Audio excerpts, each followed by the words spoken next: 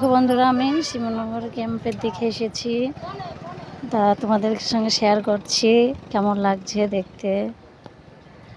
ভালো লাগলে like comment share করবে। পুরো ভিডিওটা দেখার জন্য অনুরোধ রইল। আমি তোমাদের আর একটা ক্যাম্প দেখাচ্ছি সীমানগরের। একটা দেখিয়েছি, আর একটা দেখাচ্ছি। এটা দেখুন সীমানগরের, এটা হচ্ছে এটিএম ঘর। দেখো বন্ধুরা,